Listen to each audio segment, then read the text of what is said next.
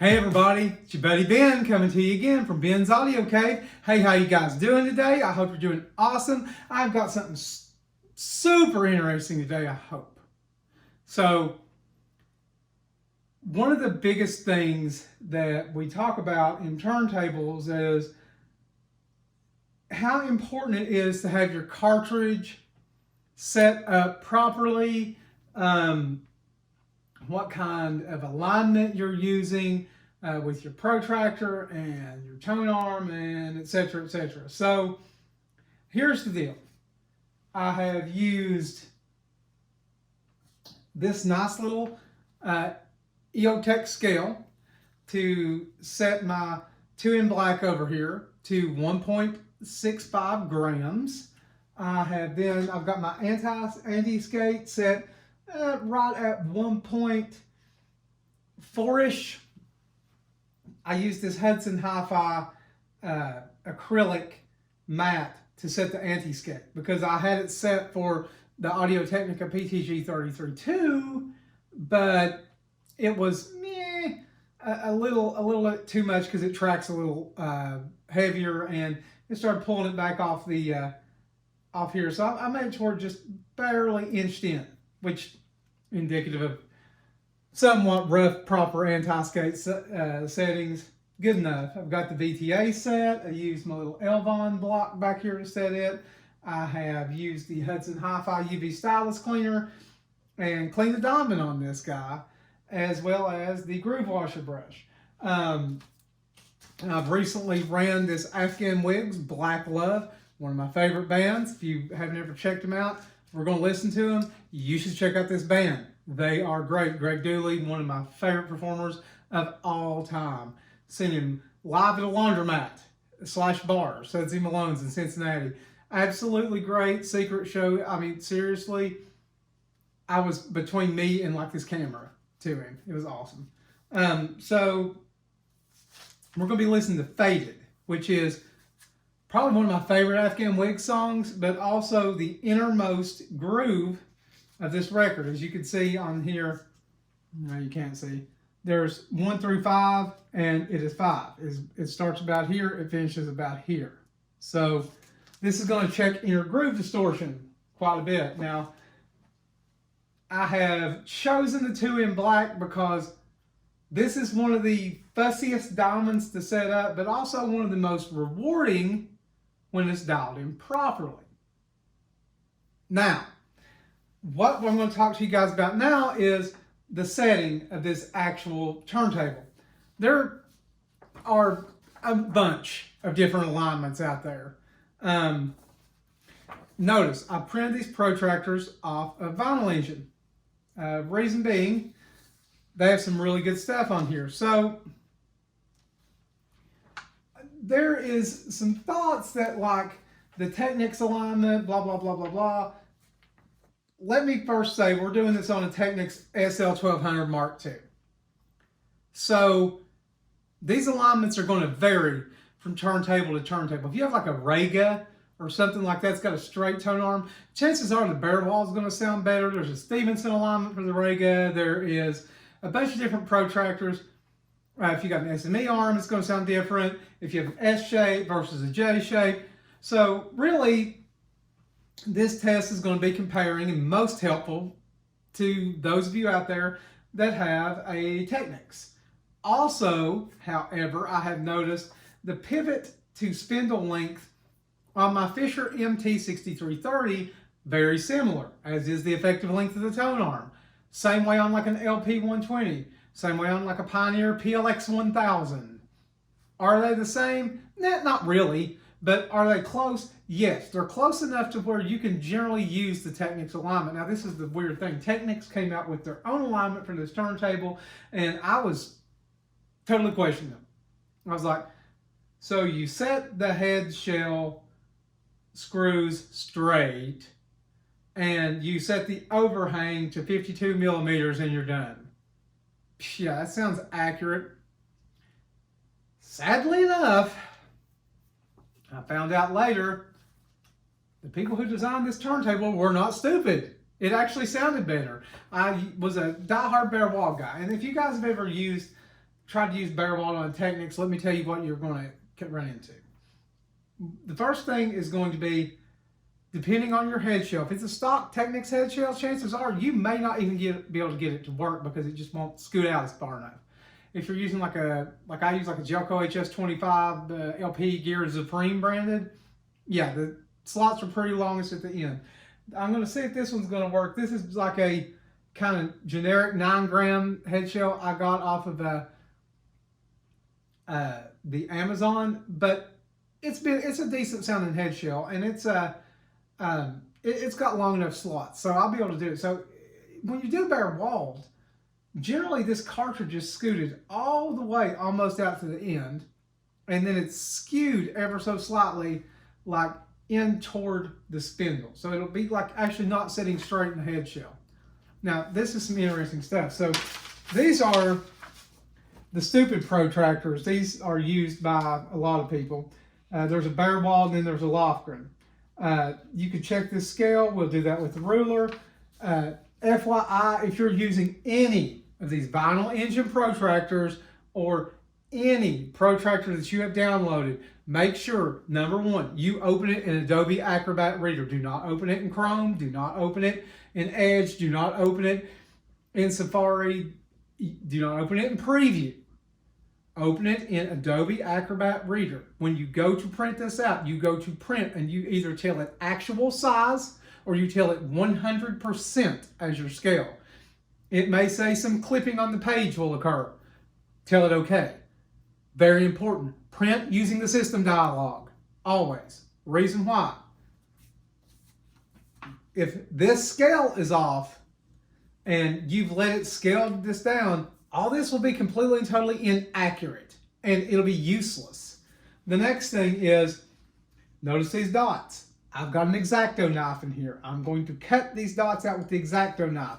If the dots do not sit snugly in the spindle, again, it's off or not. These are very fine adjustments we're going to take to put the diamond right here in the tip and make sure the cantilever follows this line. It's not easy, or it's easy-ish. You get better at it. We're going to use a microscope to kind of help us a little bit.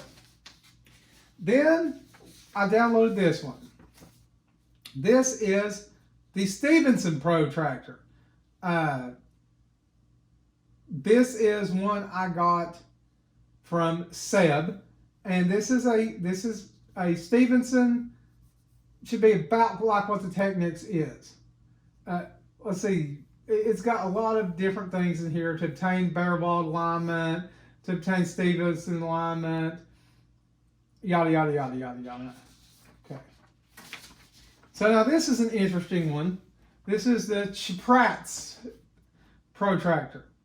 Now, this is one you will put on here, and then you will use this and this sliding scale to make sure, and this will give you a, you could use all sort, this, you could adjust the null points. God, can't talk today. So let me explain why I say null points. So notice, let me flip back here to just this Stevenson real quick. These two things here are called null points. When you put this on here and put the spindle through it, blah, blah, blah, you're going to align your cartridge here and your cartridge here. Now, what that means, and I'll flip it over this way so you guys can see, at this point and this point on the record, your stylus should be pretty much completely and totally perfectly aligned. Everything in between here, it's kind of aligned. When we're talking about using a diamond on an S-shaped arm to track a round object with grooves that go concentrically from here to here, there's going to be tracking error. That's just the way it is. Now, if you have a tangential arm, one of those ones that slide this way, they have their own trade-offs, by the way. They're a little rough on maintenance. They can be expensive. Some of the older, more vintage, like Technics ones, pretty bulletproof, but those use P-mount cartridges, and they're kind of hard to come by these days. You can find a good one, but you know they're not the easiest thing to find. They track pretty much. You just put it straight, and they track pretty much with the groove this way. This kind of rides the groove this way. It doesn't go across. It's not forceful. So the other one, this is the one I use most, and this does print outside the lines, by the way, is the Technics Baerwald Arc Protractor. Now, why is this helpful? Because you can set, and there's instructions on how to use this, you set your overhang right here at C, or C here. Your stylus should hit there, it should hit there, and the cantilever should be perfectly straight at this point, and this is how you set it, with this line. You look at the cantilever, you make sure the diamond itself is hitting right in the bullseye here, and that the cantilever kind of follows it. If you have a skewed cantilever on your turntable, it's going to make things worse. All of them have a little bit of skew to them. There's no such thing as a perfectly made instrument, okay? If your diamond is setting crooked in your cantilever, you will notice it very quickly before you put it under a microscope based on this when you're trying to align it. Okay, so this is the arc protractor. Once you get it set here, what should really happen here is, keep in mind this is straight, your diamond should follow this arc exactly, and that's actually the path it's going to take whenever it's playing a record. Then we have this. This is the Stevenson A Technics alignment, okay? This is actually a pretty good test. Why is this a good test?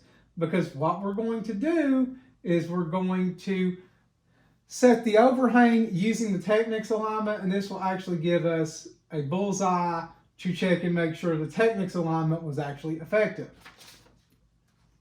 Now, this is the Loefgren A. Loefgren has nulls out here. It's a little bit more suited to certain things. Now, here's the thing. There are Stevenson, there's Loefgren, there's Baerwald. The Baerwald kind of has the perfect points in between. Then one of the alignments, I forget which one it was, I think it's Stevenson, has better ones toward the inner, and then like I think it's the Loefgren has the null points toward the outside. So there are some charts. I'll give you the links in the description of the video to go find them, but they'll show you how it is. So here's the thing. Some of these alignments have more tracking error at the outside. Some of them have more tracking error at the inside. The Baerwald's kind of align the best fit. That's why I always picked it until I started using the Technics one. I'm like, wow, this sounds better overall. Hey, there's science to this, but then there are ears and subjective listening, which is what we're going to do today. I'm going to play faded. I'm going to use all of these alignments, including the Technics alignment on here. I'm going to do like I've done on similar videos. I'm going to have the camera trained on here as we're playing it. We'll have it pop up. We're going to be playing the inner groove. And I'm going to let you guys decide, one of them's got more inner groove distortion, one of them's got better, this one sounds better here, this one sounds better there. The inner grooves of the album are generally the most difficult to track. They are generally, if you think about like inches per second on a tape, they're generally like the less good sounding place here, because the inches per second or the tape rate would be different just because of the way a circle works. If you think about it, you get the radius is smaller here on the inside than it is on the out. And they're a little bit more tightly packed here, but that's okay. They can still sound great. I would argue my micro line stylus does a better job with them than anything I've ever used. This Shibata does a great job with it. That Vivid line back there does an okay job with it. It's a bonded stylus, so what do you expect, right? But this is the most unforgiving cartridge I have. So we're going to use this. We're going to use the alignments. Hopefully, now keep in mind, I'm going to tell you guys, like I've said in a ton of other videos. Put that up there. This sound is going to be gain matched to about -6 dB or so. We're going to be using the same cartridge, so it doesn't have to be gain matched, but it's going to come out -6, go directly out to a USB box, and then it's going to be taped at high res audio, and it's going to be left completely untouched. I'm not cleaning it up, I'm not normalizing it, I'm not doing anything. I'm just going to leave it alone. If YouTube steps on it a little bit, it'll just have to do what it does. I know YouTube's only like 191 kilohertz when you're watching an HD video, so what? This is something you should be able to hear. I have set the, and I will check it between each run, I have set the anti-skate, I have set the VTA, and all things on this, as much as I can control it, should be equal. We're going to track the inner grooves of this record, and we're going to go back and forth between each one of the alignments.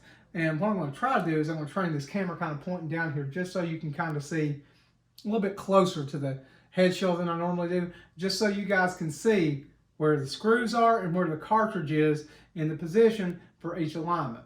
With the Technics, they include like a nice little jig. I don't have one.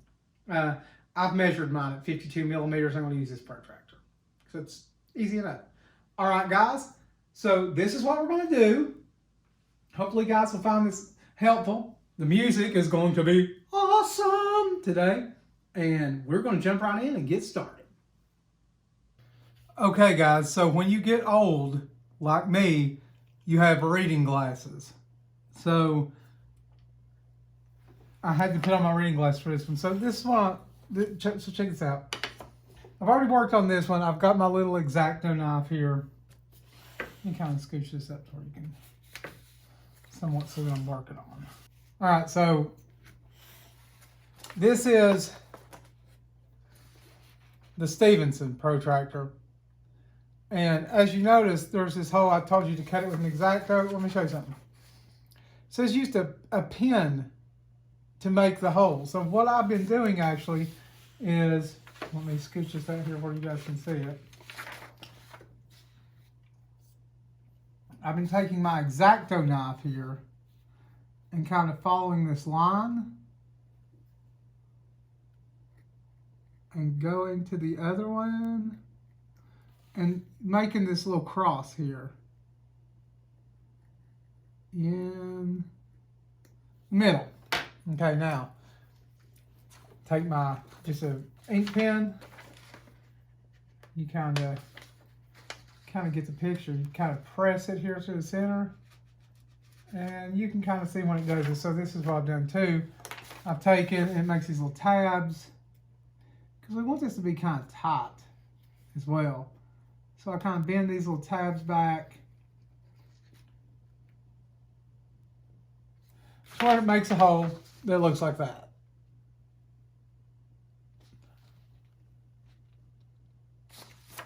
So notice it's kind of diamond shaped, but if you put the pin, through here, then this should go, it's exactly in the center and it should go into your spindle very well. So keep in mind, the Stevenson, I talked to you guys earlier about the distortion. Yeah, this is the one that gets the least amount of distortion on the inner groove. Now, let's check this out.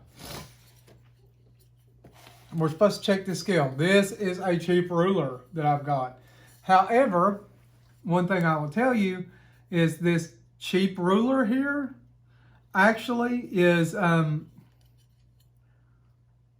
fairly accurate as far as the scale. I've actually taken like a caliper and checked it that way, and I'm like, well, this is accurate enough, close enough for what we're doing. Considering, you know, the null points on this are 60.325, then the Rega has, you know, adjusted their null points and yada, yada, yada. Yeah, whatever. So I go line this little line up here. My reading glasses on again. And I notice it hits exactly at 18, which is 180 millimeters. It's close enough. So, just thought I'd show you guys that. We will flip over to aligning this cartridge here in just a moment. Okay, so we've got our microscope set up. We've got our protractor stuff set up. I'm going to try to get in on these microscope grids, get in on these grids a little bit more effectively. There, close enough. So now what I'm going to do is I've supposedly got this aligned to 52. So I'm going to set it here. And I'm going to look, and it's going to be just perfect, or so I hope. So we got to twist this around here first.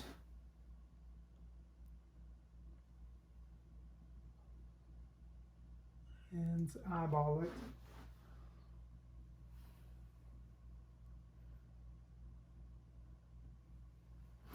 And we notice it's pretty close, but hang on.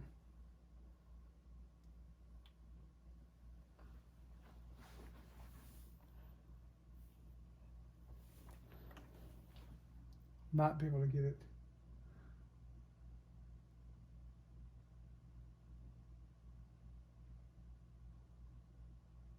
So there.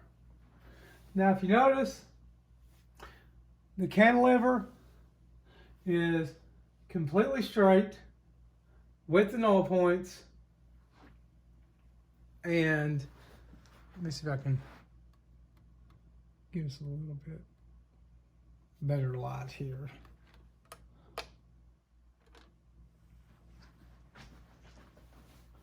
And this should be a proper alignment for the Technics. Now, if this is true, this one should be also dead on. I'm just going to kind of eyeball that one. And it is. So, we've got the Technics Stevenson alignment loaded and ready to go on this one. All right. So, now, what's next? Well, I'm going to raise this turntable light back up, and we're going to load her up, and we're going to play it. Now, here's the thing. I kind of showed you how we did it using this jig. I'm not going to show you how to do your alignment on every one of them, but it's pretty much going to be the same thing. You make sure your cantilever is parallel and that your diamond hits right in the center. You should be okay. A little USB microscope will help, but you'll just have to trust me on that I've done the alignments. So there is one thing in particular I wanted to show you, and that is, notice that the head shell itself is completely straight, the cartridges in the shell. This is really the only alignment that's going to happen, is this Stevenson A. That's the way Technics designed it, and that's the way it works for this. Notice it's halfway back. That's where they designed it to go. Is it great alignment? We'll see. I'll be showing you guys the Baerwald alignment too, so just a second, and we'll get that. Okay, so now we're going to do the Baerwald. I've loosened up my screws quite a bit on my turntable. And now let's get him over here to see. We ain't even close. So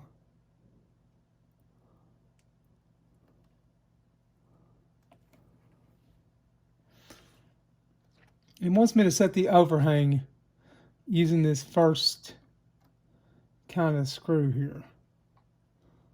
And if you notice,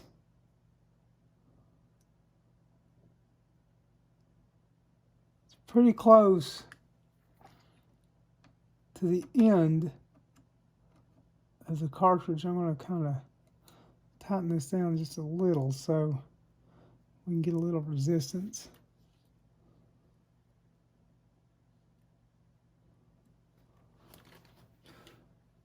It's pretty close. It's pretty close. Okay, so next thing we want to do is we want to align our cantilever using this grid. Now,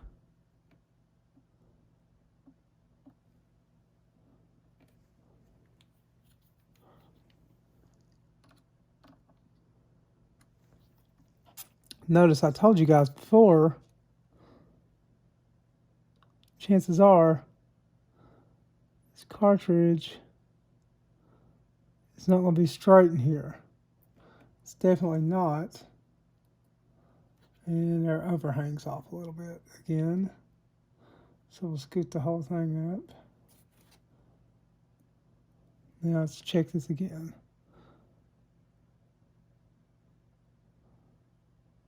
Aha. Pretty close. Now let's check it here. Pretty close. Let's see. Does our stylus follow this arc? Yes. Yes, it does. So now, this is the Baerwald alignment. Notice.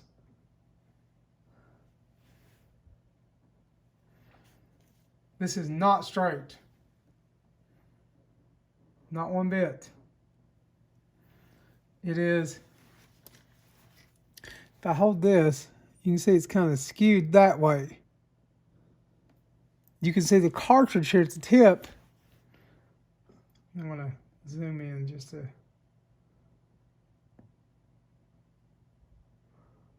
little bit more. There we go. See your cartridge, this tip is sticking out more. So that is the Baerwald alignment.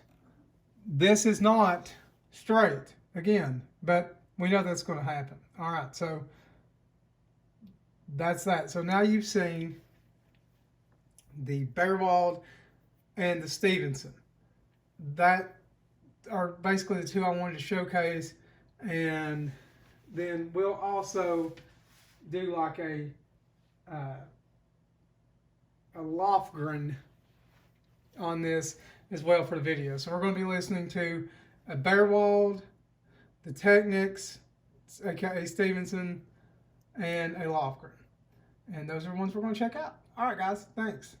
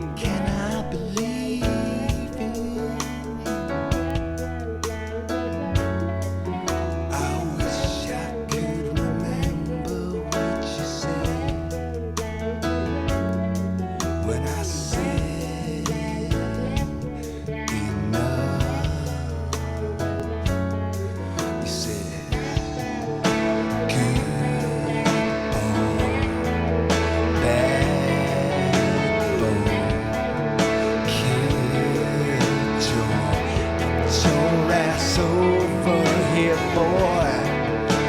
Since I know myself so well, don't breathe a word to ever tell. Baby, this I feel behind the blue cloud. I remain concealed. Lord, lift me out of the night. Come on, look down. See the mess I'm in tonight.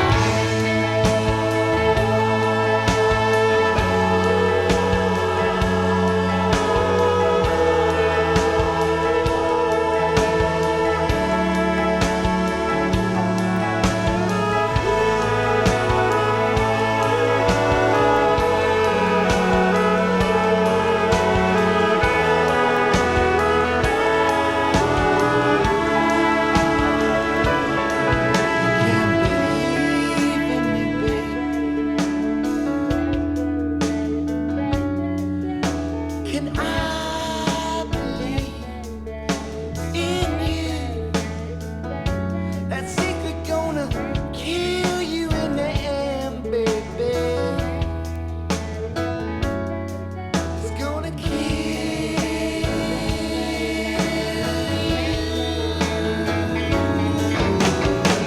Faded,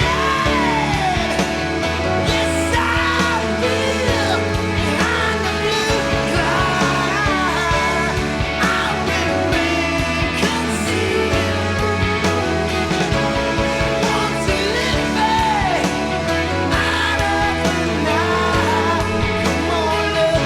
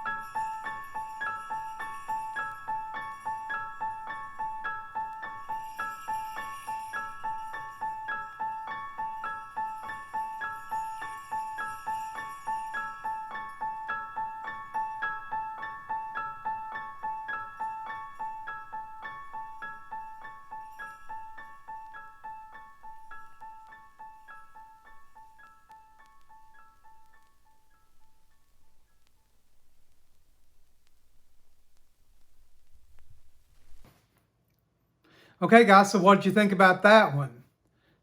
Could you hear a little bit of difference there? So this is kind of the thoughts, because I've done a little bit more reading on this than what I let on. So the thoughts are the null points. Let's talk about them. Like for a Baerwald, I think they're like 66 and 120, something like that. It's also sometimes known as a Loefgren A, okay? Or especially on like a Technics, okay? So that's supposed to give the most even amount of distortion along the whole record. Does it work? Maybe. Then there is the Stevenson alignment. The Stevenson alignment has, and I'm reading this off here, null points of 58,801 and 113,521. That is a Stevenson A for a Technics. Now that's to me, for this Technics turntable, the engineers got it right. That's the best sounding one.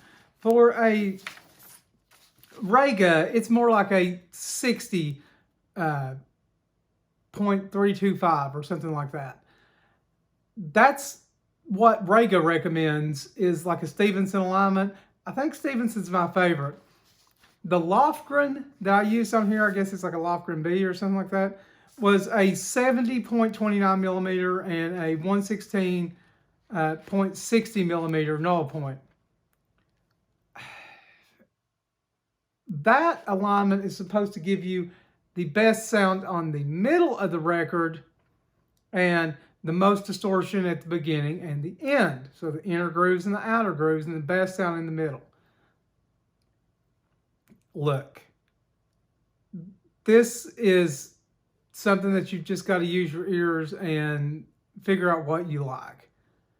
If you've got a diamond that, like an elliptical, like a bonded elliptical especially, that's not the best, yeah, you really, sometimes if you pick the one that's the best on the inner grooves, the distortion will kind of be about the same because there's less distortion naturally on the outer grooves. If you've got like a micro line, sometimes it doesn't really even matter. If you have a Shibata stylus, it doesn't really matter. It matters more about, you know, that the fact it is aligned, the cantilever is aligned to something. You know, it's straight. It's actually following an arc instead of like being all over the place. And the diamond sits somewhat straight in the grooves, and that you've got your VTA and your azimuth dialed in. Now, that being said, to my ears, I'm not switching away from my Technics alignment. Even with a stylus as brutal as the 2M Black, to me, the Technics is just kind of, for this table, is the sweet spot. Now, if you have a different table, like a Lynn, or, I don't know, a Dr. Fockert, or, you know, something expensive, a project, something like that, Baerwald may be your best friend. I mean, by the numbers and everything, it should sound the most even, but on this Technics, their special Stevenson A alignment actually sounds the best to me. Now, that's my opinion. You guys have heard it. You let me know what you guys think. Drop me a comment, let me know. If you like the video, give it a thumbs up. So if you want to see more stuff like this, subscribe to the channel. It's constantly growing and evolving. I'm trying to take your guys' content ideas and put them through so you guys are getting the content you need. I can only work with the tools I have. So if you say, hey, I want to hear a Loefgren B on a Rega with a Sumiko Blue Point Special, yeah, I don't have any of those things. I have a Protractor, but I can't do that. Now, I've got Technics, I've got a Fisher, I've got, you know, a couple other little tables around here that are cheap. I've got some carts, you know, I'm going to provide you guys the best I can. All right, guys. So, I really appreciate everybody out there for watching, and I'll see you from Ben's Audio Cave.